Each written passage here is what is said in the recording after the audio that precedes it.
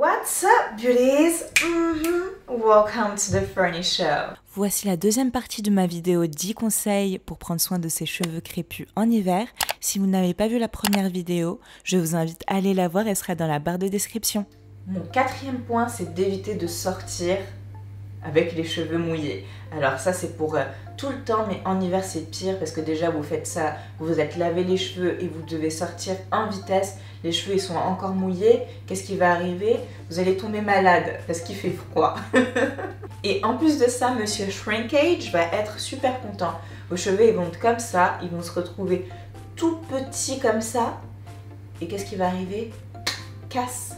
Et ça, non, on ne veut pas de casse. Que ce soit avec ou sans rajout, si vous vous lavez les cheveux et que vous devez sortir en hiver, n'hésitez pas à utiliser le sèche-cheveux. Je sais que le sèche-cheveux, c'est un des ennemis numéro 1 des cheveux naturels, mais quand il fait froid comme ça, quand c'est l'hiver, utilisez votre sèche-cheveux avant de sortir pour éviter de sortir avec les cheveux humides.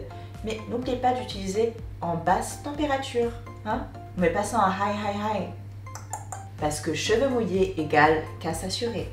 Et ça, on ne veut pas.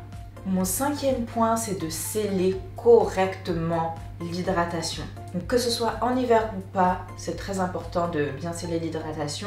Et moi, ce que j'utilise, c'est la LCO méthode. Donc L pour liquid, C pour cream et O pour oil. Donc liquide, crème et huile. Cette méthode permet à vos cheveux de rester hydratés plus longtemps. Parce que d'abord vous allez appliquer un soin à base d'eau ou carrément de l'eau. Moi ce que je fais c'est tac, spray d'eau. Après je mets une petite crème légère et je scelle avec une huile ou une petite chantilly. Mon sixième point, c'est d'hydrater ses cheveux entre les shampoings. Parce que là je vous ai dit, moi, personnellement, je me lave les cheveux une fois par semaine et donc je n'ai pas besoin de réhydrater mes cheveux entre temps. Voilà, surtout que pour faire cette coupe, j'ai pas besoin que mes cheveux soient trop hydratés. Mais comme je vous l'ai dit auparavant, c'est mieux d'espacer ces shampoings en hiver. Alors là, vous n'avez pas le choix.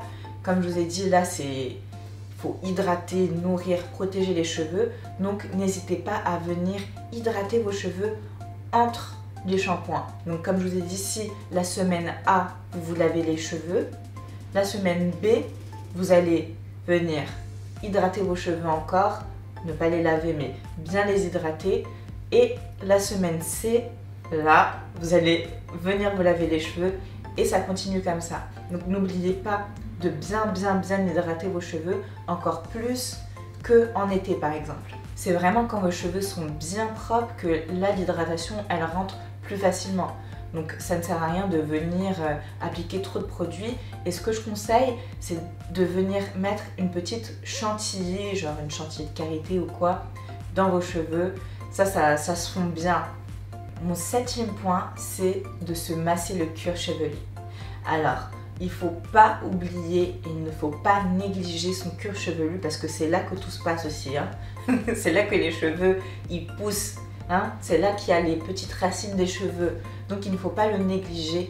Et pour l'aider, massez-vous le cuir chevelu, massez-vous, ça fait du bien.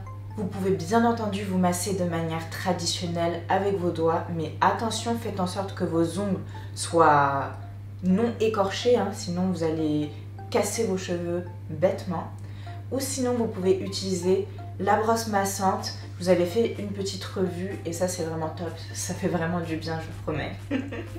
Et pour plus de bénéfices, vous pouvez mettre des huiles végétales et des huiles essentielles dans vos cheveux. Attention néanmoins aux huiles essentielles, surtout si vous êtes enceinte, parlez-en au préalable avec votre docteur. Moi personnellement j'utilise cette huile de Dr. Castor Cares. C'est la marque d'une entrepreneuse afro-américaine. Et c'est vraiment top, ça se présente comme ça, hop, vous voyez, comme les sérums là.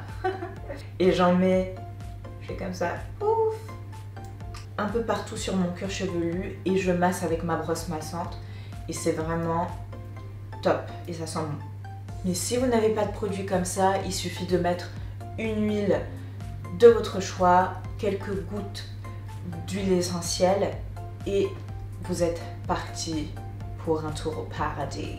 Paradise. Yeah, yeah, yeah. Vous pouvez faire ça tous les jours, c'est top. Mais attention, il ne faut pas abuser en mettant trop de produits sur votre cuir chevelu parce que ça risque de boucher les pores. Donc ça, c'est pas top. Pas top, top.